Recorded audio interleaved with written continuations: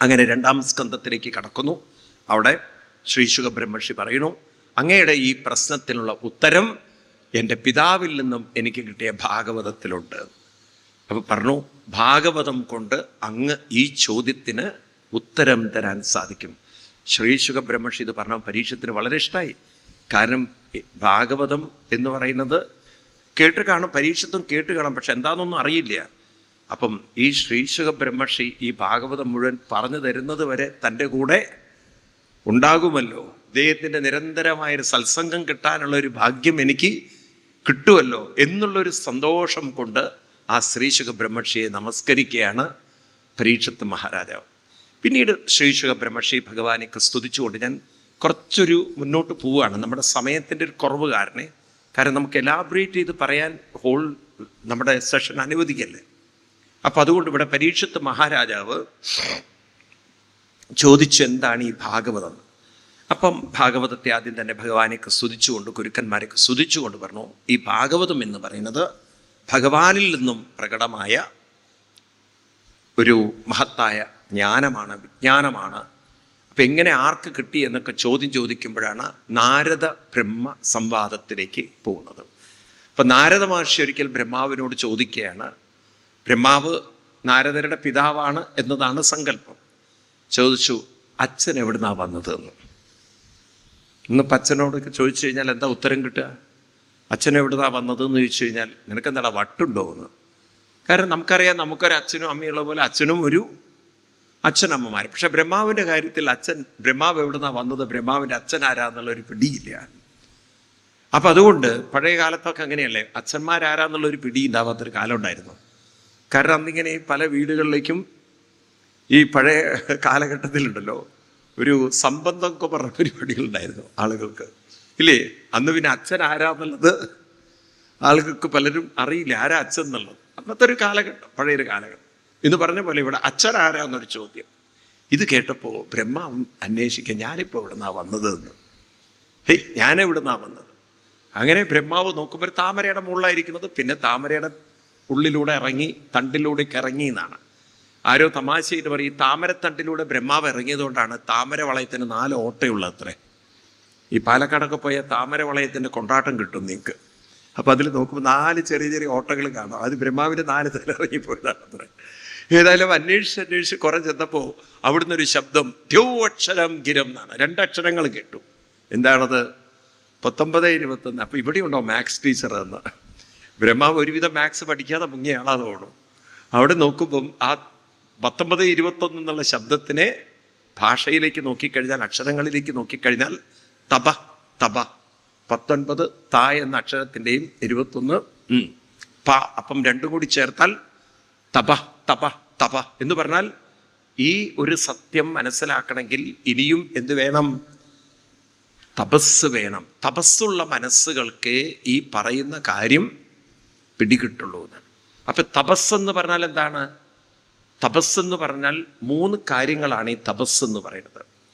ഒന്ന്, ഇപ്പോൾ ഉള്ള കാണുന്നതൊക്കെ നമ്മൾ അനലൈസ് ചെയ്യാനുള്ള പരീക്ഷ എന്ന് പറയും. പരീക്ഷ എന്ന് പറഞ്ഞാൽ അനലൈസ് ചെയ്യാനുള്ള വിവേകബുദ്ധി. പിന്നെ 2, ഏകാഗ്രബുദ്ധി, കാര്യങ്ങളെ ഗ്രാസ്പ് ചെയ്യാനുള്ള ഏകാഗ്രബുദ്ധി. 3-മത്തത് സത്യത്തെ കണ്ടെത്താനുള്ള അത്യന്തമായ സൂക്ഷ്മബുദ്ധി. ഇതെല്ലാം കൂടി ചേർന്നതിനെയാണ് എന്ത് പറയുക? തപസ്സെന്ന് പറയാം. തപസ്സെന്ന് പറഞ്ഞാൽ വെറുതെ കണ്ണടച്ചിരിക്കലല്ല, അതൊരു പ്രോസസ്സാണ്. നമ്മുടെ മൈൻഡിനെ നമ്മൾ ട്രെയിൻ ചെയ്തെടുക്കലാണ്. 1, അനലൈസ് ചെയ്യാനുള്ള അനലറ്റിക്കൽ പവർ. 2, concentrating power. 3-മത്തത് ഗ്രാസ്പിംഗ് പവർ, ട്രൂത്തിനെ മനസ്സിലാക്കാനുള്ള പവർ. ഇതൊക്കെ ഒരു മെൻ്റൽ ലെവലിൽ ഡെവലപ്പ് ചെയ്യുന്നതിൻ്റെ പേരാണ് എന്ത്? തപസ് എന്നുള്ള വാക്ക്. വെറുതെ കണ്ണടച്ചെങ്ങനെ ഇരുന്ന തപസ്സാവില്ല അത്. ഇങ്ങനെ തപസ് വേണം. അങ്ങനെ തപസ് ചെയ്ത് അദ്ദേഹം വീണ്ടും ചെല്ലുമ്പോഴാണ് ആദിനാരായണ സ്വരൂപത്തെ കാണുന്നതും അവിടെ നിന്ന് ഭഗവാൻ അദ്ദേഹത്തിന് വെളിപ്പെടുത്തുന്നതാണ് ചതുശ്ലോകി ഭാഗവതം. അവിടെ ചതുശ്ലോകി ഭാഗവതം പറയുമ്പോൾ ഈ ചതുശ്ലോകി ഭാഗവതമാണ് ഒറിജിനൽ റിയൽ ഭാഗവതം. ആ ഭാഗവതത്തെ പിൽക്കാലത്ത് ബ്രഹ്മാവ് നാരദരോട് പറയുന്നതും നാരദര് വ്യാസരോട് പറഞ്ഞ് അദ്ദേഹം കഥകൾ ചേർത്ത് വിപുലീകരിച്ചു എന്നാണ് പറയുന്നത്. ഇപ്പൊ റിയൽ ഭാഗവതം എന്ന് പറയുന്നത്, പണ്ടൊക്കെ ഈ നമ്മുടെയൊക്കെ വീടുകളിലുണ്ടല്ലോ, ഗസ്റ്റൊക്കെ വന്നു കഴിഞ്ഞാൽ പഴയ കാലത്ത് ജ്യൂസിൻ്റെ എക്സ്ട്രാക്റ്റ് കിട്ടും. രസ്ന എന്നൊക്കെ പറഞ്ഞുള്ള സാധനം പഴയ കാലത്ത് ചെറിയ ബോട്ടിലിൽ അതിൻ്റെ എസൻസ് കിട്ടും, ജ്യൂസ് എസൻസ്. അതൊരു 2 തുള്ളി ഒഴിച്ച് ബാക്കി അതിൽ വെള്ളവും ചേർത്ത് ഇത്തിരി പഞ്ചസാരയൊക്കെ ഇട്ട് കഴിഞ്ഞാൽ ജ്യൂസായി ഇല്ലേ. ടാങ്ക് തുടങ്ങിയിട്ടുള്ള സംഭവങ്ങളുണ്ടല്ലോ, ഇപ്പോഴും ഉണ്ടതൊക്കെ നമുക്ക് വാങ്ങിക്കാൻ കിട്ടുന്നത്. ഇപ്പം എന്നതുപോലെ ഈ 18,000 ശ്ലോകമുള്ള ഭാഗവതത്തിൻ്റെ എസൻസ് എന്ന് പറയുന്നത് ചതുശ്ലോകി ഭാഗവതമാണ്. ഇത് നമ്മളൊന്ന് കാണാം. അത് 2-ാം സ്കന്ധത്തില് 9-ാം അധ്യായത്തില് 32, 33, 34, 35 ശ്ലോകങ്ങളിലായിട്ട് വ്യാസഭഗവാൻ എഴുതി വച്ചിരിക്കുന്നു. ഇതിനെ വിളിക്കുന്ന പേര്, 4 ശ്ലോകങ്ങളെ വിളിക്കുന്ന പേര് ചതുശ്ലോകി ഭാഗവതങ്ങൾ. ഈ ചതുശ്ലോകി ഭാഗവതമാണ് പിന്നീട് ഞാൻ പറഞ്ഞു വ്യാസഭഗവാൻ എന്ത് ചെയ്തത്, വിപുലീകരിച്ച് ഇപ്പോൾ നമ്മൾ കാണുന്ന വലിയൊരു ഭാഗവതമാക്കി മാറ്റിയത്. ഈ പഴയകാലത്ത് ഈ ഓരോ ഗ്രാമപ്രദേശങ്ങളിൽ നിന്ന് പാലൊക്കെ മേടിക്കുമ്പോണ്ടല്ലോ, ചിലർ വിപുലീകരിച്ച് പാല് കൊണ്ടുതരും എന്ന് പറഞ്ഞിട്ട് ഇവിടെ ഈ പച്ചവെള്ളം ഒഴിച്ചല്ല പറയുന്നത്. ഇവിടെ ഈ ഭാഗവതമാകുന്ന എസൻസിൽ കഥകൾ ചേർത്തതിനെ വിപുലീകരിച്ചു. അപ്പൊ ഇവിടെ ഭാഗവതം എന്ന് പറഞ്ഞാൽ കഥകളല്ല, കഥകൾ അതിലേക്ക് ആഡ് ചെയ്തതാണ്. അതെന്തിനാ ആഡ് ചെയ്തത്? അത് നമുക്ക് ദഹിക്കാൻ വേണ്ടിയിട്ട്. കൊച്ചുകുട്ടികൾക്കൊക്കെ പാല് കൊടുക്കുമ്പോൾ അമ്മമാരെന്ത് ചെയ്യും, അതിൽ കൊച്ചുകുട്ടികൾക്ക് നിങ്ങൾ ബോട്ടിലിൽ പാല് കുടിക്കുന്ന കുട്ടികൾക്ക് പാൽ ആ കട്ടിയിൽ കൊടുക്കുമോ? എന്തു ചെയ്യും? അതിൽ വെള്ളം ഒഴിച്ച് ഡൈല്യൂട്ട് ചെയ്യും, എന്നാലേ കുട്ടിക്ക് അത് ദഹിക്കുള്ളൂ. എന്നതുപോലെ നമ്മളൊന്നും അത്ര ദഹിക്കാനുള്ള കഴിവില്ലാത്തവരായതുകൊണ്ട് നമുക്ക് വ്യാസഭഗവാൻ ഇത്തിരി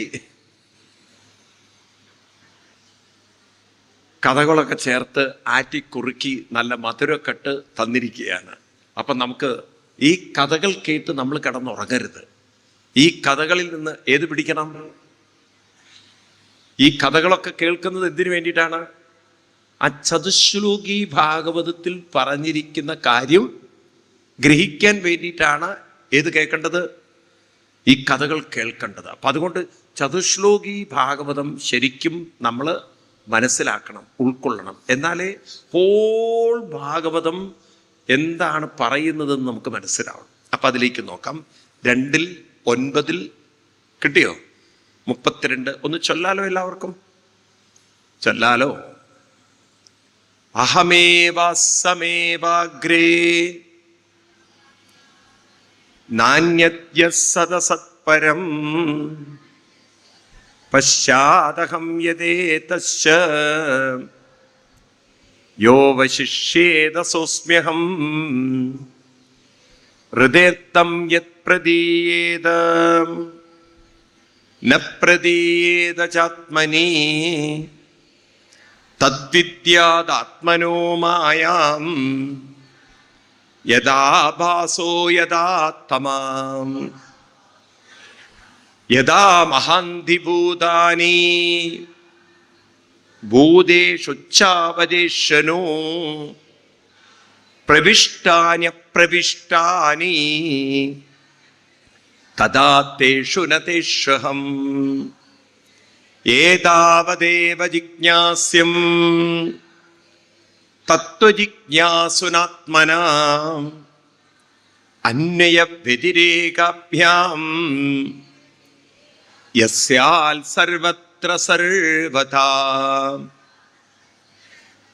ഈ പറയുന്നത് ഗ്രാസ്പ് ചെയ്യാൻ ഇത്തിരി ബുദ്ധിമുട്ടാണെങ്കിലും നമ്മളൊന്ന് ശ്രമിച്ചാൽ പിടികിട്ടും. അതായത് ഇപ്പം മോഡേൺ ഫിസിക്സ് അത് എത്തി നിൽക്കുന്നത് ഈ കാണുന്ന പ്രപഞ്ചം ഒരു കാലത്തുണ്ടായിരുന്നില്ല.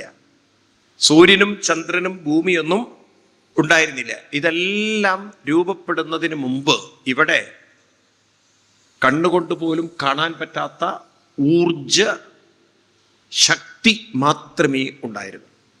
ഇപ്പൊ ഒരു ഇൻഫിനിറ്റ് ഊർജത്തിൽ നിന്നാണ്, പ്രപഞ്ച ഊർജത്തിൽ നിന്നാണ് സൂര്യനും ചന്ദ്രനും ഭൂമിയും ജീവജാലങ്ങളും ഒക്കെ രൂപപ്പെട്ടത്. അപ്പം അങ്ങനെയൊരു ഊർജത്തിൻ്റെ സ്റ്റേറ്റ് ഇവിടെ ഉണ്ടായിരുന്നെന്നും അതിലുണ്ടായ ബിഗ് ബാങ്കിങ് ആണ് പിന്നീട് സൂര്യനായും ഭൂമിയായൊക്കെ ഊർജത്തെ മാറ്റിയെടുത്തതെന്നും ഹൈഡ്രജൻ കൂടുതലുള്ള കത്തിജ്വലിക്കുന്ന സൂര്യനും ഇങ്ങനെ ഓക്സിജനും ഹൈഡ്രജനും ഒക്കെ ചേർന്നിരിക്കുന്ന ഹൈഡ്രജൻ്റെ വാതകം കൂടിയിരിക്കുന്ന വ്യാഴം അതുപോലെയുണ്ട്. അങ്ങനെ പല ഗ്രഹങ്ങളും വാതകങ്ങളും അതുപോലെ തന്നെ ചിലത് വാതകങ്ങൾ പിന്നീട് പരിവർത്തനം വന്ന് ജലമായി, ജലമുള്ളിടത്ത് ജീവന്റെ പരിണാമമുണ്ടായി. ഇങ്ങനെ ഈ പ്രപഞ്ചം ഇന്ന് നമ്മൾ കാണുന്ന രൂപത്തിലായി. അപ്പൊ ഇത് മുമ്പൊരു എനർജി പ്ലാസ്മ രൂപത്തിൽ കണ്ണുകൊണ്ട് പോലും കാണാൻ പറ്റാത്ത, കാലമില്ല, ദേശമില്ല, എല്ലാം ഒരു ശൂന്യതയായിരുന്നു. എന്താണ്? ഒരു വളരെ വലിയ ശൂന്യതയായിരുന്നു ഈ പ്രപഞ്ചം. എന്നാൽ ശൂന്യത എന്ന് പറഞ്ഞാൽ ഒന്നുമില്ലാത്ത അവസ്ഥയല്ല, ഒന്നുമില്ലാത്ത അവസ്ഥയല്ല. അവിടെ കണ്ണുകൊണ്ട് പോലും കാണാൻ പറ്റാത്ത ഊർജത്തിൻ്റെ ഒരു അവസ്ഥ ഉണ്ടായിരുന്നു. ഇത് ആധുനിക ശാസ്ത്രം തെളിയിച്ച കാര്യമാണ്. ഇനി ഒരു പടിയും കൂടെ നമ്മൾ, പിന്നീട് പ്രപഞ്ചം രൂപപ്പെട്ടു. കാലം, ദേശം, ഊർജം ദ്രവ്യമായി, പ്രകാശം, അങ്ങനെ ഇവിടെ ഈ പ്രപഞ്ചത്തിൻ്റെ പരിണാമം രൂപപ്പെടുമ്പോൾ വളരെ ശ്രദ്ധിക്കണം നിങ്ങളെ. ഈ പ്രപഞ്ചം എവിടെയാണ്, എവിടെ നിന്നാണ് ഇതൊക്കെ രൂപപ്പെടുന്നത് നോക്കുമ്പോൾ നമ്മളൊന്ന് ശ്രദ്ധിച്ചാൽ ചില കാര്യങ്ങൾ സയൻസിന് വിട്ടുപോയിട്ടുള്ള കാര്യങ്ങളുണ്ട്. ഇപ്പം പ്രപഞ്ചം രൂപപ്പെടുമ്പോൾ ഒരു താളക്രമത്തിലുള്ള ഊർജ പരിണാമം ഇവിടെ രൂപപ്പെട്ടിരുന്നു. അത് പ്രപഞ്ചത്തെ രൂപപ്പെടുത്തി. അപ്പൊ പ്രപഞ്ചത്തിൻ്റെ ഈ ചലനം അല്ലെങ്കിൽ ഊർജത്തിൻ്റെ ചലനം, അതിലൊരു താളവുമുണ്ട്. ശ്രദ്ധിക്കണം, താളവുമുണ്ട്. രണ്ട്, അത് ചില നിയമങ്ങളെ അനുസരിച്ചുകൊണ്ടാണ് ഈ പ്രപഞ്ചം മുഴുവൻ രൂപപ്പെട്ടിരിക്കുന്നത്. ഒരു നിയമത്തെ ഇത് അനുസരിച്ചില്ലായിരുന്നെങ്കിൽ ഇവിടെ ഇതെല്ലാം താളം തെറ്റി വലിയ അപകടത്തിലാകുമായിരുന്നു. അപ്പൊ ഇന്ന് നമ്മൾ ഈ വാക്കുകളൊക്കെ ഉണ്ടല്ലോ കേൾക്കുമ്പോൾ നമ്മൾ ഒരു കാര്യം ചോദിക്കേണ്ടതുണ്ടായിരുന്നു നമ്മുടെ അധ്യാപകരോട്. ആരും നമുക്കത് ചോദിക്കാൻ പ്രേരിപ്പിച്ചില്ല. ഇപ്പൊ താളം എന്ന് പറയുന്നത് അതിൻ്റെ ഇഷ്ടപ്രകാരം ചലിക്കാനുള്ളൊരു സ്വാതന്ത്ര്യമില്ലായ്മയാണ് താളം. ഒരു താളക്രമത്തിൽ സഞ്ചരിക്കുക. അപ്പോൾ ഒരു നിയന്ത്രണം അതിലുള്ളത് കൊണ്ടാണ് അത് താളത്തിൽ, മനസ്സിലായില്ലേ നിനക്ക്? അപ്പം നമ്മൾ സെക്കൻഡ് സൂചി അതൊരു താളത്തിൽ അങ്ങനെ ചലിക്കുന്നു. അപ്പം മിനിറ്റ് മാറുന്നു, പിന്നീട് മിനിറ്റ് ഒരു താളക്രമത്തിൽ മാറുന്നു, ഹവർ ആവുന്നു. ആണോ? ഇന്നിപ്പം നമുക്കത് മനസ്സിലാവും. അങ്ങനെ ഒരു താളക്രമം ഇല്ലെങ്കിലോ, താളമില്ലെങ്കിലോ എല്ലാം തോന്നിയതുപോലെ ആയിക്കഴിഞ്ഞാൽ ഒന്നും ഇവിടെ സ്ഥിരമായി ഒരിക്കലും ഉണ്ടാവില്ല. എല്ലാം ഏറ്റുമുട്ടി നശിച്ചിട്ടുണ്ട്. അപ്പം നമ്മുടെ സൃഷ്ടി തന്നെ നോക്കൂ, ഒരു താളക്രമത്തിൽ പരസ്പരം ചേർന്ന് പ്രവർത്തിക്കുന്നതുകൊണ്ടാണ് ഈ ശരീരം ഇവിടെ നിലനിൽക്കുന്നത്. ആണോ? അപ്പോൾ ഒരു താളം ഇതിനുണ്ട്.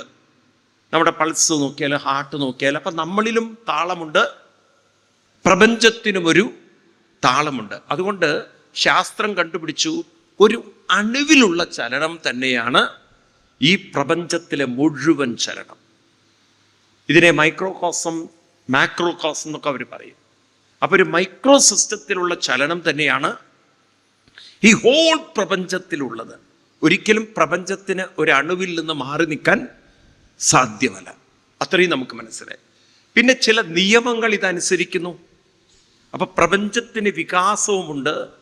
അത് വികാസത്തിൻ്റെ ഒരു പാരമ്യതയിൽ എത്തിക്കഴിഞ്ഞാൽ അത് തിരിച്ചത് സങ്കോചിക്കുകയും ചെയ്യും. തിരിച്ച് എവിടെ നിന്നാണോ വന്നത് അതിലേക്ക് പോകും. ഇപ്പം നമ്മുടെ ശരീരം തന്നെ നോക്കിയാൽ, വൃക്ഷങ്ങൾ നോക്കിയാൽ, മൃഗങ്ങളെയൊക്കെ നോക്കിയാൽ നമുക്ക് കാണാം, ഒരു വളർച്ചയുടെ ഒരു ലെവൽ എത്തിക്കഴിഞ്ഞാൽ പിന്നെ അത് സങ്കോചിക്കാൻ തുടങ്ങി. അതിനൊരു ആദ്യം അത് പരിണാമം സംഭവിച്ച് വികസിച്ച് വികസിച്ച് വികസിച്ച് വന്ന് പിന്നത് ഡീജനറേറ്റ് ചെയ്യാൻ തുടങ്ങി. ഉണ്ടോ?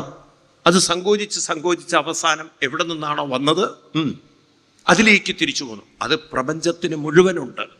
നക്ഷത്രങ്ങൾ ജനിക്കുന്നു, നക്ഷത്രങ്ങളും അതുപോലെ മരിക്കുന്നുണ്ട്. ഭൂമിയും ഒരു ദിവസം മരിക്കും, സൂര്യനും ഒരു ദിവസം മരിക്കും. മരിക്കുന്നു പറഞ്ഞാൽ എന്താ അർത്ഥം? ഇല്ലാതാവുക എന്നല്ല അർത്ഥം. ഇതെല്ലാം ഏതൊരു ഊർജമാണോ സൂര്യനായത്, ഭൂമിയായത്, അതേ ഊർജഘടനയിലേക്ക് പോവും. അപ്പോഴേക്കും വേറൊന്ന് രൂപപ്പെട്ടിട്ടുണ്ടാവും. കാരണം ഈ പ്രകൃതിയുടെ നിയമം അതാണ്. ഒന്ന് മാറുമ്പോഴേക്കും വേറൊന്ന് രൂപപ്പെട്ടുകൊണ്ടിരിക്കുക. അപ്പം വേറൊരു ഭൂമി വരും. അതുകൊണ്ടാണ് ലോകാവസാനം എന്നതൊന്നും ഭാരതത്തിൽ ഇല്ല. ലോകത്തിനൊരിക്കലും അവസാനമില്ല. കാരണം അവസാനം എന്നതൊക്കെ ഈ ക്രിസ്ത്യൻ തോട്ട്സുകളിൽ നിന്ന് വന്നതാണ്, ഇസ്ലാമിക തോട്ട്സിൽ നിന്ന് വന്നതാണ്. അവസാനം എന്ന് പറയുമ്പോൾ തന്നെ എന്തൊരു തെറ്റാ നോക്കൂ നിങ്ങൾ. ഇത് ഇല്ലാതാവുന്നു എന്നല്ലേ അവസാനം? ഇല്ലാതാവുന്നു എന്നതല്ലേ അവസാനം? ഉള്ളതിനെ ഒരിക്കലും ഇല്ലാതാക്കാൻ പറ്റില്ല. അപ്പൊ പിന്നെ ഇങ്ങനെ ലോകാവസാനം എന്നൊന്ന് പറയുന്നത് ഉണ്ടാവുക ശരിയല്ലേ?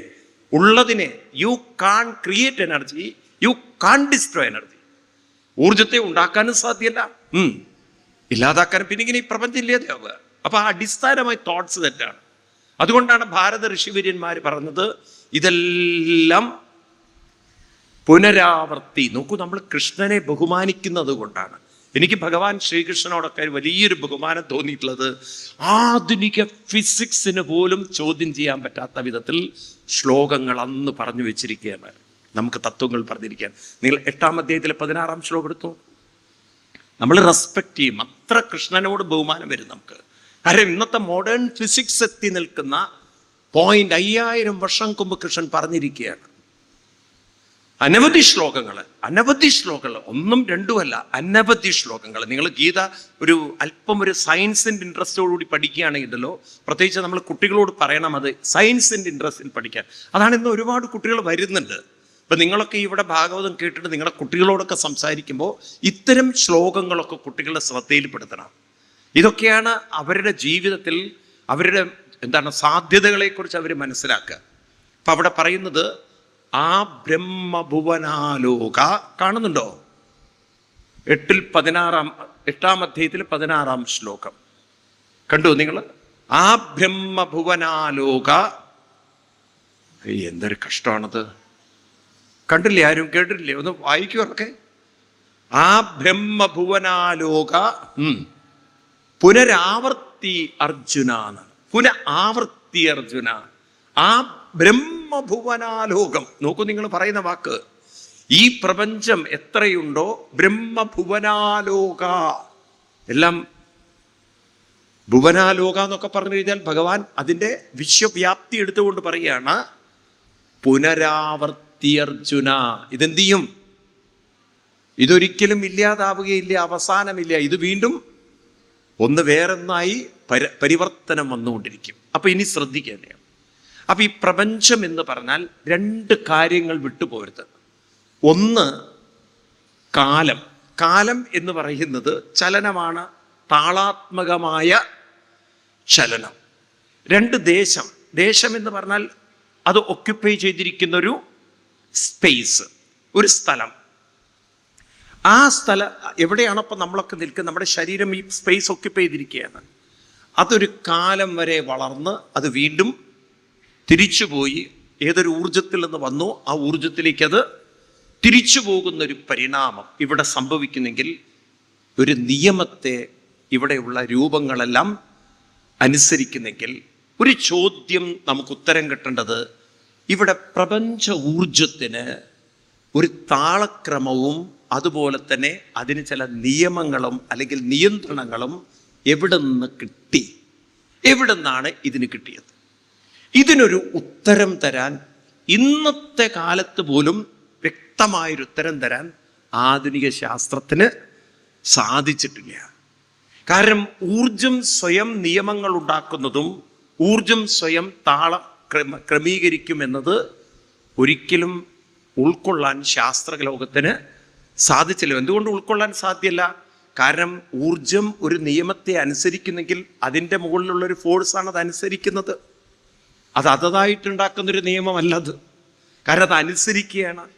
ഒരു കാര്യം താളത്തിൽ സഞ്ചരിക്കുന്നെങ്കിൽ, ഉദാഹരണത്തിന് എളുപ്പം മനസ്സിലാക്കാനായിട്ട്, നമ്മുടെ സെക്കൻഡ് സൂചി ഒരു താളത്തിൽ ചലിക്കുന്നെങ്കിൽ ആ താളം അല്ലെങ്കിൽ അതിൻ്റെ ആ ഒരു സീക്വൻസ് ഓഫ് അതിൻ്റെ മോഷൻ അത് ആ സൂചിയല്ല തീരുമാനിച്ചത്. ആണോ അല്ലയോ? അപ്പൊ അത് നിയമത്തെ, അത് താളത്തെ അനുസരിക്കുകയാണ്. അപ്പൊ നമ്മുടെയൊക്കെ ശരീരം ചില നിയമങ്ങളെയും താളത്തെയും അനുസരിക്കുകയാണ്. അപ്പൊ ഈ പ്രപഞ്ചം എന്ന് പറയുന്നത് താള നിയമങ്ങൾ അനുസരിക്കുന്നതാണെങ്കിൽ ഇതിന് താള നിയമങ്ങൾ പകരുന്ന മറ്റൊരു ശക്തി വേണം. അത് മറ്റൊന്നുമല്ല, അനന്തമായ ബോധശക്തിയാണ്. അപ്പം ആ ബോധശക്തിയുടെ താളത്തിലാണ്, അല്ലെങ്കിൽ അതിൻ്റെ നിയന്ത്രണത്തിന് വിധേയമായിട്ടാണ് ഈ പ്രപഞ്ചം ചലിച്ചുകൊണ്ടിരിക്കുന്നത്. നോക്കൂ, ഇനി ശാസ്ത്രജ്ഞന്മാർ പറയാൻ പോകുന്ന ശ്ലോകം ഏതായിരിക്കും എന്നറിയോ? അവിടേക്കാണ് ഗീതയുടെ പ്രസക്തിയും വർദ്ധിക്കാൻ പോകുന്നത്. ഭഗവത്ഗീതയിൽ 9-ാം അധ്യായത്തിലെ 11-ാം ശ്ലോകം എടുത്തു നോക്കൂ. ഇനി ശാസ്ത്രജ്ഞന്മാർ പറയാൻ പോകുന്ന ഒരു സ്റ്റേറ്റ്മെന്റ് അതാണ്. കൃഷ്ണൻ പറയുന്ന ഈ ഒരു ശ്ലോകം 9-ാം അധ്യായത്തിൽ 11-ാം ശ്ലോകത്തിൽ പറയണു, മയാധ്യക്ഷേന 10-ാമത്തെയാണോ 11-ാമത്തെയാണോ? 10 അല്ലേ? 10 മയാധ്യക്ഷേണ പ്രകൃതി സൂയതേ സചരാചരം. മയാ അധ്യക്ഷേണ, എൻ്റെ അധ്യക്ഷതയിലാണ് പ്രകൃതി സൂയതേ പ്രസൂയതേ വികസിക്കുന്നതും, അത് വികസിച്ചതിൻ്റെ ഒരു പാരമ്യതയിലെത്തിയാൽ വീണ്ടും പഴയ അവസ്ഥയിലേക്കത് തിരിച്ചു പോകുന്നതൊക്കെ മയാ അധ്യക്ഷേണ, എൻ്റെ അധ്യക്ഷതയിലാണ് എന്ന് പറഞ്ഞാൽ എന്താ അർത്ഥം? അനന്തമായൊരു ബോധത്തിൻ്റെ സാന്നിധ്യത്തിലും പ്രേരണയിലും അതിൻ്റെ നിയന്ത്രണത്തിനും വിധേയമായിട്ടാണ് പ്രകൃതി വികസിക്കുന്നതും നിലനിൽക്കുന്നതും മറയുന്നു. ഇതൊക്കെ വലിയ വലിയ തത്വങ്ങളല്ലേ സ്വാമി, ഇതൊക്കെ നമുക്കെങ്ങനെ മനസ്സിലാവും? നമ്മളിലേക്ക് വരാം, എന്നാൽ എളുപ്പം മനസ്സിലാവുമല്ലോ. ഞാൻ ചോദിക്കുന്ന ചോദ്യങ്ങൾക്ക് നിങ്ങൾ ഉത്തരം തരിക. അപ്പം നമ്മുടെ മനസ്സിലെ ചിന്തകൾക്ക് ചലനമുണ്ട്, ഉണ്ടല്ലോ? ഉണ്ടോ? അത് ചിലപ്പം ക്രമാതീതമായിട്ട് നമ്മുടെ മനസ്സിൽ വരുമ്പോഴാണ് നമ്മൾ ടെൻഷൻ, സ്ട്രെസ് എന്നൊക്കെ പറയുക. ആണോ? നമുക്ക് നിയന്ത്രിക്കാൻ പറ്റാത്ത ചിന്തകൾ വന്നു കഴിഞ്ഞാൽ, ഇപ്പം രാത്രി ഉറങ്ങാൻ കിടന്നു ഉറക്കമേ വരുന്നില്ല എന്ന് വെച്ചാൽ നമുക്ക് നിയന്ത്രിക്കാൻ പറ്റാത്ത ചിന്തകൾ നമ്മൾ അസ്വസ്ഥപ്പെടുത്തിക്കൊണ്ടിരിക്കുക. എന്നാൽ ഈ ചിന്തകളെ നമുക്ക് ക്രമേണ ഒരു പാട്ടിലാക്കാൻ, അതായത് നമ്മുടെ പാട്ടിലേക്ക് കൊണ്ടുവരാൻ, താളത്തിലേക്കാക്കാൻ ചില സാധനകളിലൂടെ സാധിക്കുന്നത് കൊണ്ടാണല്ലോ ആളുകൾ ആധ്യാത്മികമായിട്ടൊക്കെ സഞ്ചരിക്കുന്നത്. അപ്പം നമുക്ക് മനസ്സിനെ നമ്മുടെ നിയന്ത്രണത്തിലേക്ക് ഉറക്കെ പറയൂ കൊണ്ടുവരാൻ സാധിക്കുന്നു. അപ്പം നോക്കൂ, ആ ചലനത്തിൻ്റെ പിടിയിൽ നിന്ന് നമുക്ക് പുറത്ത് കിടക്കാൻ സാധിക്കുന്നതിന് കാരണം, ആ ചലനത്തെ ഒരു നിയന്ത്രണത്തിലേക്ക് കൊണ്ടുവരാൻ സാധിക്കുന്നതിന് കാരണം, അതിനെ നിയന്ത്രിക്കാൻ സാധിക്കുന്ന, അതിനെ നമ്മുടെ കൺട്രോളിലേക്ക് കൊണ്ടുവരാൻ സാധിക്കുന്ന ഒരു ബോധശക്തി ഉള്ളിൽ ഉള്ളത് കൊണ്ടല്ലേ? പറയൂ, നിങ്ങൾ സ്വയം മനസ്സിലാക്കി പറയൂ. അപ്പൊ ചിന്തകൾക്കാണോ ശക്തി? ആ ചിന്തകളെ നിയന്ത്രിക്കാൻ സഹായിക്കുന്ന ഏതിനാണ് ശക്തി? ബോധത്തിനാണ് ശക്തി. നോക്കണേ, ഒരു മൈക്രോ സിസ്റ്റത്തിലുള്ളതാണ് ഒരു മാക്രോ സിസ്റ്റത്തിലുമുള്ളത്. മനസ്സിലാവുണ്ടോ നിങ്ങൾക്ക്? ഒരു അണുവിലുള്ളതാണ്. അപ്പം നമ്മുടെ ചിന്തകളെ നിയന്ത്രിക്കാൻ ബോധത്തിന് സാധിക്കുമെങ്കിൽ പ്രപഞ്ചത്തിൻ്റെ താളവും നിയമവും നിയന്ത്രിക്കുന്നതും അതാണ് കൃഷ്ണൻ പറഞ്ഞത്, മയാധ്യക്ഷേണ പ്രകൃതി. പക്ഷെ എന്ത് പറ്റിയ ശാസ്ത്രജ്ഞന്മാരിന്ന് എന്താ ഇത് പറയാത്തത്? കാരണം ശ്രദ്ധിക്കുക, ഇത് കണ്ടെത്താൻ പറ്റില്ല ഒരാൾക്ക്. ഇതൊരാൾക്ക് കണ്ടെത്താൻ പറ്റില്ല. കാരണം ബോധം ഒരിക്കലും ബോധത്തെ കണ്ടെത്താൻ പറ്റില്ല. പിന്നെന്തേ ആവാൻ പറ്റുള്ളൂ? നമ്മൾ ആ ബോധമായി മാറുകയും വഴിയുള്ളൂ. ഉറക്കത്തെ നിങ്ങൾക്ക് ഉറങ്ങാതെ കണ്ടുപിടിക്കാൻ പറ്റിയ ഞാൻ പ്രൈസ് തരാം. നിങ്ങൾ ഉറക്കത്തെ ഒന്ന് കണ്ടുപിടിക്കുക. പറ്റുമോ? എന്തോന്നും മിണ്ടാത്ത നിങ്ങൾ. ഞാൻ എൻ്റെ ഉറക്കത്തെ ഒന്ന് കണ്ടുപിടിക്കാൻ പോവുകയാണെന്ന്. ഈ ജന്മം തപസ് ചെയ്താൽ കിട്ടില്ല. എന്ത് മനസ്സിലായില്ലേ ഞാൻ പറഞ്ഞത്? അവനവൻ്റെ ഉറക്കത്തെ കണ്ടുപിടിക്കാൻ പറ്റുമോ? എന്തുകൊണ്ട് പറ്റില്ല? ആരെ കണ്ടുപിടിക്കാൻ പറ്റില്ല തന്നെ? അങ്ങനെ പറഞ്ഞാൽ പറ്റില്ല, കണ്ടുപിടിക്കാൻ പറ്റില്ല. കാരണം ഉറക്കത്തിൽ നിന്ന് മാറി നിന്നതിനെ കണ്ടുപിടിക്കാൻ പറ്റില്ല. എന്നാൽ നമുക്ക് എന്ത് ചെയ്യാം? ഉറക്കമായി മാറാൻ സാധിക്കും. അതിലേക്ക് അലിഞ്ഞു ചേരാൻ പറ്റില്ലേ? ഇതുപോലെ ബോധത്തെ നമുക്ക് അതുകൊണ്ടാണ് ശാസ്ത്രജ്ഞന്മാർക്ക് ഇത് കണ്ടുപിടിക്കാൻ പറ്റുക. എന്തുകൊണ്ടാണ് ഋഷിമാർക്ക് അത് പറയാൻ പറ്റുന്നത്? കാരണം അവർ ബോധമായി മാറുകയാണ്. ധ്യാനം ചെയ്ത് അവർ ആ ബോധമായി മാറി. അവർക്കത് മനസ്സിലായി. എന്ന് ഇപ്പം ശാസ്ത്രജ്ഞന്മാരൊക്കെ താടിയൊക്കെ നീട്ടിയിട്ടാണ് വരിക, ഋഷിവര്യന്മാരായിട്ടാണ് വരിക. കാരണം ഈ സത്യം ഒരു ദിവസം അവർ കണ്ടുപിടിച്ചേ പറ്റുള്ളൂ. അവർ മനസ്സിലാക്കും, ഈ പ്രപഞ്ചം മുഴുവൻ നിൽക്കുന്നത് ഈശാവാസ്യമിതം സർവം. ഇത് മുഴുവൻ നിൽക്കുന്നത് അനന്ത ബോധം, സാന്ദ്രാനന്ദാവബോധാത്മകം. അങ്ങനെയുള്ളൊരു അനന്തബോധത്തിലാണ് ഞാനും നിങ്ങളും നിൽക്കുന്നത്. ആ ബോധത്തിന് എങ്ങനെ വേണമെങ്കിലും നമ്മുടെ മനസ്സിനെ പരിവർത്തനം വരുത്തി വേണമെങ്കിൽ അതിനെ തിരിച്ച് ബോധത്തിലേക്ക് നമ്മളെ എത്തിക്കാൻ പോലും സാധിക്കും. കാരണം എവിടെ നിന്നാണോ ഇതൊക്കെ വരുന്നത് തിരിച്ച് അവിടേക്ക് എത്തിച്ചേരാനുള്ള സാധ്യത അതിനുണ്ട്. ഉണ്ടോ ഇല്ലയോ? അതുകൊണ്ട് നമ്മുടെ ജീവിതത്തിൻ്റെ ലക്ഷ്യം എന്താണ്? അഹമേവ അസമേവാഗ്രേ. അഹം എന്ന് പറഞ്ഞാൽ ബോധം. ബോധത്തിൽ നിന്നാണ് ഇതെല്ലാം വന്നിരിക്കുന്നത്. മുമ്പ് ഞാൻ മാത്രമേ ഉള്ളൂ, ഇനി എന്നിലാണ് ഇതെല്ലാം നിൽക്കുന്നത്, എല്ലാം അവശേഷിക്കുന്നതും എന്നിലേക്കാണ്. ബോധത്തിൽ നിന്നും വന്ന് ബോധത്തിൽ നിലനിന്ന് ബോധത്തിലേക്ക് തിരിച്ചു പോകണം. പഞ്ചഭൂതത്തിൽ നിന്നും വന്ന ശരീരം പഞ്ചഭൂതങ്ങളിൽ നിലനിന്ന് അവസാനം പഞ്ചഭൂതത്തിലേക്ക് പോകുന്നു. മനസ്സെവിടെ നിന്ന് വന്നു? ബോധത്തിൽ നിന്നും വന്ന മനസ്സ്. എങ്ങനെ മനസ്സിലായി? കാരണം നമുക്ക് ബോധത്തിൻ്റെ ശക്തി കൊണ്ട് മനസ്സിനെ നമുക്ക് വേണമെങ്കിൽ അതിൻ്റെ ചിന്തകളെയൊക്കെ നമുക്ക് മാറ്റിയെടുക്കാൻ നമുക്ക് സാധിക്കും. അപ്പം ചിന്തകളെ നമുക്ക് മാറ്റിയെടുക്കാൻ സാധിക്കുന്നെങ്കിൽ ഞാൻ എന്ന ചിന്ത പോലും പൊങ്ങി വരുന്നത് എവിടെ നിന്നാണ്? ബോധത്തിൽ നിന്നാണെങ്കിൽ ഞാൻ നിലനിൽക്കുന്നതും ബോധത്തിലാണ്, തിരിച്ചു പോവേണ്ടതും ബോധത്തിലേക്കാണ്. ബോധം വരുത്തുവതിന് ആളായി നിന്നവര ആചാര്യ രൂപഹരി നാരായണായ നമ. അത് കത്തുന്ന പൊന്മണി വിളക്കെന്ന പോലെ ഹൃദി സ്ഫുരിക്കും നാദഹരി നാരായണായ നമ. ശ്രദ്ധിക്കണേ നിങ്ങൾ. ഇപ്പം ശാസ്ത്രജ്ഞന്മാർ പലതും കണ്ടുപിടിച്ച് ഇന്നിപ്പോൾ നമ്മൾ പഠിക്കുന്ന കുട്ടികളൊക്കെ ശ്രദ്ധിക്കുക. ഉദാഹരണത്തിന് ഇപ്പം എന്താണ്, വെളിച്ചമുള്ളത് കൊണ്ടാണ് നമുക്ക് പലതും കാണാൻ സാധിക്കുന്നത്, അല്ലേ? ലൈറ്റ്, അതിൻ്റെ സ്പീഡ് വരെ ശാസ്ത്രജ്ഞന്മാർ കണ്ടെത്തിയിട്ടുണ്ട്. ഒരു സെക്കൻഡിൽ 3,00,000 കിലോമീറ്റർ സ്പീഡിലാണ് ഏത് സഞ്ചരിക്കുന്നത്? ലൈറ്റ് സഞ്ചരിക്കും. അപ്പോൾ ഒരു സെക്കൻഡിനകത്ത് 3,00,000 സഞ്ചരിക്കുന്നു എന്ന് പറയണമെങ്കിൽ അത്രയും അതിൻ്റെ വേഗത കണ്ടുപിടിക്കണമെങ്കിൽ ഇത് പുറപ്പെട്ട ഒരു പോയിന്റിൽ നിന്ന് എത്തുന്ന ഒരു പോയിന്റിലേക്ക്, ഇത് 2 പോയിന്റും കാണാൻ പറ്റണം, ശ്രദ്ധിക്കണം, എന്നാലേ മനസ്സിലാവുള്ളൂ.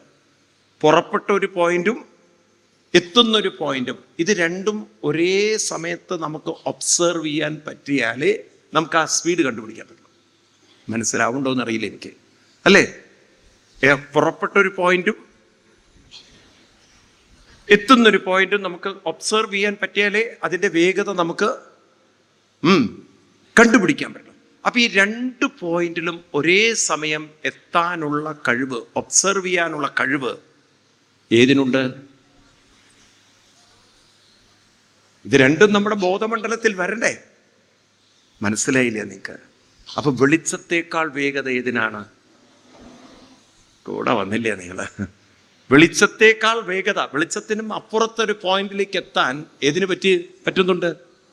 ബോധത്തിന്. അപ്പം ആ ബോധത്തിൻ്റെ സാധ്യത നോക്കൂ നിങ്ങൾ. അനന്ത ശക്തിയുള്ള, അനന്ത വ്യാപ്തിയുള്ള ഒരു സാധനത്തെയാണ് കുറെ ചിന്തയിൽ കുരുക്കിയിട്ടിട്ട് ngേ എന്ന് പറഞ്ഞ് കഴിയുന്നത്. അപ്പം അതിൻ്റെ ഉള്ളിലുള്ള ആത്മവൈഭവം ഉണർത്തണോ? ഒന്നും മിണ്ടാത്തത് നിങ്ങൾ. വേണോ വേണ്ടയോ? അപ്പം അതിന് പണിയെടുക്കണം. ബ്രഹ്മാവിനോട് പറഞ്ഞ 16:21 മെനക്കെടണം. എന്ത് 16:21? ഇതെന്താ ചീട്ട് കളിക്കണം ബ്രഹ്മാവ്? 16:21 പറഞ്ഞാൽ തപസ് വേണം, മെനക്കെടണം, പണിയെടുക്കണം. അപ്പോഴാണ് നമ്മൾ കാലദേശങ്ങൾക്കതീതമായൊരു ബോധത്തിലേക്ക് നമുക്ക് എത്തിച്ചേരാൻ സാധിക്കുക. അപ്പം നമുക്ക് മനസ്സിലാവും എല്ലാറ്റിൻ്റെയും അടിസ്ഥാനം ആരാണ്?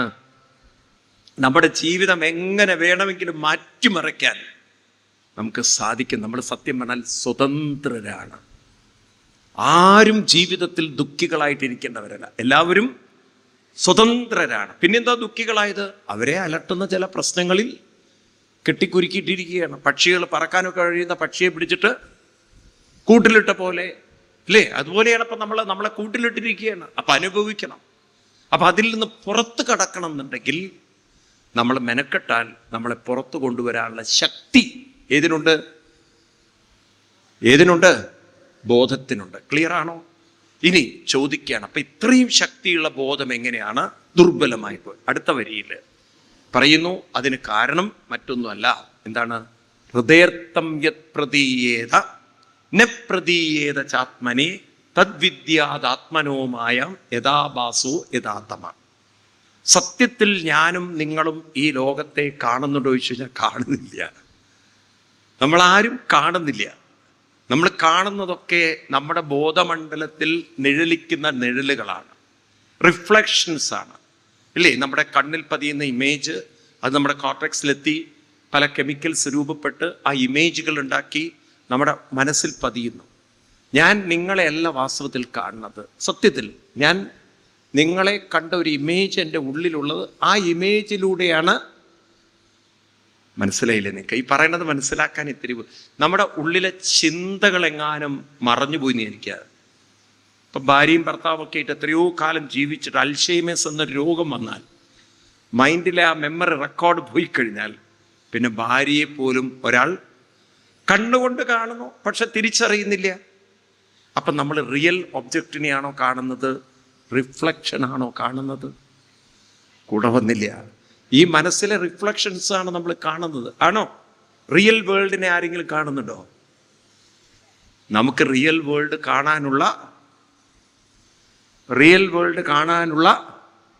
കഴിവ് നമുക്ക് തന്നിട്ടില്ല. തോട്ട്സുകൾ മറഞ്ഞാൽ പിന്നെ ഈ വേൾഡുമായിട്ട് നമുക്ക്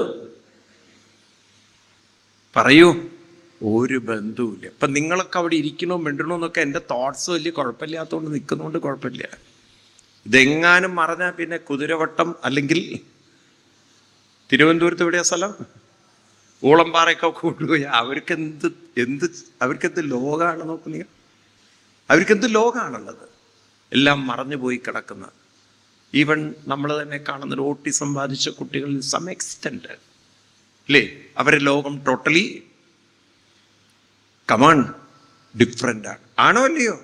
അപ്പം നമ്മൾ ഈ കണ്ടു എന്നൊക്കെ പറയുന്നത് വെറും നുണ പറയില്ലേ. ഞാൻ പെണ്ണിനെ കണ്ടു എന്ന് ഒന്നും കണ്ടില്ലേ നിങ്ങൾ? ഞാൻ ചെക്കനെ കണ്ടു എന്ന് കണ്ടതൊക്കെ നിങ്ങളുടെ ഉള്ളിലുള്ള കുറേ ഇമേജുകളാണ് നമ്മൾ കാണുന്നത്. ആണോ?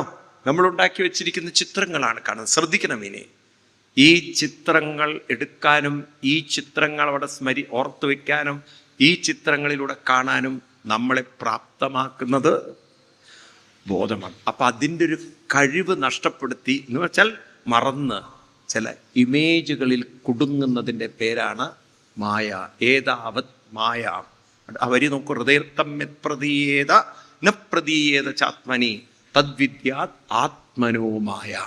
സാധ്യതകളുള്ള ഒരു ബോധത്തെ നമ്മൾ ചില ഇമേജുകളിൽ നമ്മൾ കൊണ്ടുപോയി കുരുക്കി. അതാണ് ചിലർ സൂയിസൈഡ് ചെയ്യേണ്ടി വരുന്നത്. ഒരു പെണ്ണിനെ കുറിച്ചുള്ള കുറച്ച് ഇമേജ് ഉണ്ടാക്കി ആ ചിത്രം വെച്ചിട്ട് പറഞ്ഞു, സുന്ദരൻ ഞാനും സുന്ദരി നീയും ചേർന്നിരുന്നാൽ തിരുവോണമെന്ന്. അവൾ തേച്ചൊട്ടിച്ച് പോയപ്പോൾ പിന്നെ എന്ത് ചെയ്യാനാ? പിന്നെ അവൻ വിഷാന്വേഷിക്കുകയാണ്, കയറന്വേഷിക്കുകയാണ്. കാരണം ഇവൻ്റെ ഇമേജ് പോയി. ഇവൻ്റെ അല്ല, ഉള്ളിലുള്ള ഇമേജ്. ഇവൻ അതുവരെ പിടിച്ചു വെച്ചിരുന്നതൊക്കെ അവൻ്റെ കയ്യിൽ നിന്ന് നഷ്ടപ്പെട്ടു. അപ്പം അവൻ്റെ വിചാരം എൻ്റെ ജീവിതം അവളില്ലെങ്കിൽ പോയി എന്നാണ്. തൻ്റെ ആ ബോധത്തിൻ്റെ മഹത്വമൊന്നും ഈ പൊട്ടൻ അറിയുന്നില്ല. ഈ എനിക്ക് തോന്നുന്നു നമ്മുടെ കുട്ടികളെ പഠിപ്പിക്കേണ്ട ഒരു പുസ്തകമാണ്. ശരിക്കും പറഞ്ഞാൽ നിങ്ങൾ കേട്ടിട്ടുണ്ടോ അറിയില്ല, ഒരു വലിയൊരു മഹാനുണ്ടായിരുന്നു ഭാരതത്തിൽ. അനവധി മഹാന്മാരുണ്ട്. ഇദ്ദേഹത്തിൻ്റെ പേര്, ഇദ്ദേഹമാണ് വൈരാഗ്യ ഷഡ്കം എന്നൊക്കെ പറഞ്ഞിട്ട്, വൈരാഗ്യ എന്താ പറയുക, പുസ്തകത്തിൻ്റെ പേര് ഞാൻ മറന്നുപോയി. ഭർതൃഹരി എന്നാണ്. എന്താണ് അദ്ദേഹത്തിൻ്റെ പുസ്തകത്തിൻ്റെ പേര്?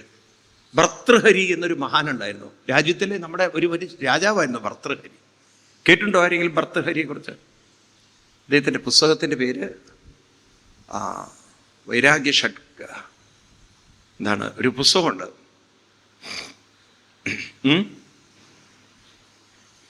ആരെങ്കിലും വായിച്ചിട്ടുണ്ടോ? ഭർതൃഹരിയെ കുറിച്ച് കേട്ടിട്ടുണ്ടോ ആരെങ്കിലും? കേട്ടിട്ടില്ല? ആരും കേട്ടിട്ടില്ല? കേട്ടിട്ടുണ്ടോ? ആ പുസ്തകത്തിൻ്റെ പേര് കണ്ട് തലയിൽ വരുന്നില്ല. അപ്പം ഈ ഭർതൃഹരി രാജാവായിരുന്നു. ഇദ്ദേഹത്തിൻ്റെ ജീവിതത്തിൽ കുറച്ചൊരു ആത്മീയതയ്ക്കുള്ള രാജാവായിരുന്നേ. അപ്പോൾ ഒരിക്കലും ഇദ്ദേഹത്തെ കാണാൻ വേണ്ടി ഏതൊരു അതിഥി വന്നിട്ട് രാജാവിന് ഒരു നല്ല പുറത്ത് ഏതോ രാജ്യത്തുള്ളതാണ് കുറേ പഴങ്ങൾ കൊണ്ടു കൊടുത്തു. അപ്പം നമ്മളിപ്പം പഴയ കാലത്തൊക്കെ വിദേശത്ത് നിന്ന് ഡേറ്റ്സൊക്കെ വരുമ്പം നമുക്കൊരു അപൂർവമാണ്. ഇവിടെ നമുക്ക് കിട്ടുന്ന ഒന്നും അത്ര നല്ലതല്ല, ഇല്ലേ? നല്ല ഫോറിൻ നിന്നൊക്കെ വരുന്ന സാധനം പോലെ. രാജാവ് ഈ സാധനം ഭാര്യയെ ഏൽപ്പിച്ചു. ഭാര്യയ്ക്കാണെങ്കിൽ ഒരു വാട്സാപ്പ് ബന്ധം ഉണ്ടായിരുന്നു അന്ന്. കൊട്ടാരത്തിലെ ആരുമായിട്ട് രാജാവൊന്നും അദ്ദേഹത്തിന് ഈ ലൗകിക കാര്യത്തിലൊന്നും താല്പര്യമില്ല. ഇപ്പം ഭാര്യയ്ക്ക് കിണങ്ങാനും കൊഞ്ചാനും ഒരുത്തനുണ്ടായിരുന്നു. അവൻ്റെ കൂടെ ഇത്തിരി സമയം പാസ് ചെയ്യും. ആര്? ഭാര്യ. അതാണല്ലോ ഇഷ്ടമുള്ള ആൾക്കാണല്ലോ കൊടുക്കുക. ഈ ചങ്ങാതി പോയിട്ട് അവൻ്റെ കാമുകിക്ക് ഇത് കൊണ്ടു കൊടുത്തു. അവന് വേറെ ഇടപാടുണ്ടായിരുന്നു. ഇപ്പം നോക്കണം ഈ സാധനം വന്നത് എവിടെയാണ് പോയത് എന്നുള്ളത്. ഒരാളുടെ കയ്യിൽ നിന്നും വേറൊരാൾ. ആ കാമുകി ഇത് കിട്ടിയത് അവക്ക് വേറൊരു കാമുകുണ്ടായിരുന്നു. നോക്കൂ, വീണ്ടും പോവാ സംഗതി. ശരിക്കും പറഞ്ഞാൽ നോവലിന് പറ്റിയ സാധനമാണ് സിനിമയ്ക്ക്. ആ ചങ്ങാതിക്ക് ഒരു കാര്യം രാജാവിൽ നിന്ന് സാധിക്കാനുള്ള അവൻ തിരിച്ച് രാജാവിന് കൊണ്ടു കൊടുത്തു. ഭർതൃഹരി നോക്കുമ്പോൾ ദൈവമേ, ഇത് ഞാൻ കൊടുത്ത ഫ്രൂട്ട്സ് ആണല്ലോ, ഇതെങ്ങനെ എൻ്റെ കയ്യിൽ ഈ പെട്ടി വന്നിരിക്കണോ? രാജാവ് അന്വേഷിച്ചപ്പോൾ ഭാര്യ വേറെ ഇടപാടുണ്ട്. ഭാര്യ അത് വേറൊരാൾക്ക് കൊടുത്ത് അങ്ങനെ കണ്ടെത്തിയപ്പം ഇദ്ദേഹത്തിന് മനസ്സിലായി ആർക്കും ആരോടും ഒരു ആത്മാർത്ഥതയില്ല. അന്ന് വിട്ടു കൊട്ടാരത്തിലെന്ന്. അങ്ങനെ അദ്ദേഹം പിന്നീട് വലിയൊരു മഹർഷിവര്യനായി. നിങ്ങൾ ആരെങ്കിലും നൈമിഷാരണ്യം എന്ന സ്ഥലത്ത് പോകുമ്പോൾ അവിടെ ഭർതൃഹരി തപസ് ചെയ്ത ഗുഫയൊക്കെ ഉണ്ട്. ആരെങ്കിലും പോയിട്ടുണ്ടോ അറിയില്ല. ഭർതൃഹരിയുടെ തപോഭൂമി ഇപ്പോഴും അതൊക്കെ അങ്ങനെയുണ്ട്. അദ്ദേഹം എഴുതി വെച്ച കൃതികളാണ് വിവേക വൈരാഗ്യത്തെക്കുറിച്ചൊക്കെ അതിഗംഭീരമായിട്ടുള്ള ഒരു കൃതി, മനോഹരമായ കൃതി. അപ്പം അതിൽ അദ്ദേഹം ഈ കഥകളൊക്കെ പറയും. ജീവിതത്തിൻ്റെ, നമ്മൾ കണക്കാക്കുന്ന ജീവിതവും യാഥാർത്ഥ്യവും തമ്മിലുള്ള വ്യത്യാസങ്ങൾ. അപ്പോൾ മനുഷ്യൻ ഒരു പൊട്ട ലോകത്തിൽ കുരുങ്ങി കിണറ്റിൽപ്പെട്ടിരിക്കുന്ന, അതാണ് കൂപ മണ്ടൂകം എന്നൊക്കെ പറയും. അതിൽ കുരുങ്ങിക്കൊണ്ട് ദുരിതം അനുഭവിക്കുക. അപ്പം ഇതിൽ നിന്നും പുറത്തു കടക്കാൻ എന്താ വഴി? ഏതാവദേവ ജിജ്ഞാസ്യം തത്വജിജ്ഞാസുനാത്മന. എന്ത് വേണം? ഇതൊന്ന് ഉൾക്കൊണ്ടു കഴിഞ്ഞാൽ നമുക്ക് മനസ്സിലാവും ബോധമനസ്സ് വാസ്തവത്തിൽ ഒന്നിനോടും ഒട്ടിപ്പിടിക്കുന്നതല്ല. ഒട്ടിപ്പിടിച്ചിരുന്നെങ്കിൽ നമുക്ക് ഉറങ്ങാൻ പറ്റില്ല, സ്വപ്നം കാണാൻ പറ്റില്ല. അപ്പം നമ്മൾ ഈ കാണുന്നതൊക്കെ വിട്ട് വേറൊരു സ്വപ്ന ലോകത്തിലേക്ക് നമ്മളെ കൊണ്ടുപോകുന്നെങ്കിൽ ബോധത്തിന് ഒന്നിനെ വിട്ട് മറ്റൊന്ന് പ്രൊജക്റ്റ് ചെയ്യാനുള്ള കഴിവുള്ളത് കൊണ്ടാണ്, അല്ലേ? ഇതുപോലെ നമുക്കെല്ലാവർക്കും ഈ ബോധത്തെ വേണ്ട പോലെ പ്രയോജനപ്പെടുത്തിയാൽ, സാധനയിലൂടെ പ്രയോജനപ്പെടുത്തിയാൽ നമ്മുടെ ദുർബല ചിന്തകളിൽ നിന്നും നമുക്ക് പുറത്തു കടക്കാൻ സാധിക്കും. ഇവിടെ രണ്ട് കാര്യങ്ങൾ നമ്മൾ ഓർമ്മിപ്പിക്കുകയാണ്. ഒന്ന് വിടണമെങ്കിൽ മറ്റൊന്ന് പിടിക്കണം. ഒന്ന് പിടിച്ചാലേ മറ്റൊന്ന് വിടാൻ പറ്റുള്ളൂ. മനസ്സിലാവുണ്ടല്ലോ? ഒന്നിനെ പിടിക്കണം, മറ്റൊന്നിനെ വിടണം. അതാണ് നമുക്ക് 7 ദിവസം കൊണ്ട് നമ്മൾ നേടിയെടുക്കാൻ പോകുന്നത്. ഒന്നിനെ പിടിച്ചുകൊണ്ട് മറ്റൊന്നിനെ വിട്ടുകൊണ്ട് ജീവിതത്തെ പരിവർത്തനം വരുത്താൻ നമ്മുടെ ബോധത്തെ കേപ്പബിൾ ആക്കുന്ന, പരിശീലിപ്പിക്കുന്ന ഒരു ജീവിത യാത്രയാണ് ആത്മീയത. വേണ്ടതല്ലേ? വേണ്ടതാണോ? വേണ്ടതാണ്. പറയൂ. എത്ര ഒരു ശാസ്ത്രീയമായിട്ടാണ് പൂർവികരിത് കാണിച്ചു തന്നിരിക്കുന്നത് നോക്കൂ. അപ്പം അതുകൊണ്ട് നമുക്കിനി ആ യാത്ര ചെയ്യാം. എങ്ങനെ ഒന്നിനെ വിടണം, എങ്ങനെ ഒന്നിനെ പിടിക്കണം. ഒന്ന് വിടുകയും വേണം.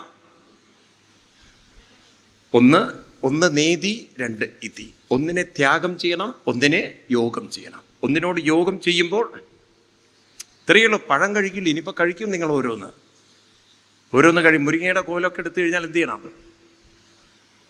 ഇതൊന്നും മിണ്ടാത്ത നിങ്ങൾ. ഒന്നിനെ ത്യാഗം ചെയ്യണം, ഒന്നിനെ എടുക്കണം. മാങ്ങ എടുത്തു കഴിഞ്ഞാൽ എന്ത് ചെയ്യണം? ഒന്ന് ത്യാഗം ചെയ്യണം, ഒന്നിനെ സ്വീകരിക്കണം. പഴമെടുത്താൽ എന്ത് ചെയ്യും നിങ്ങൾ?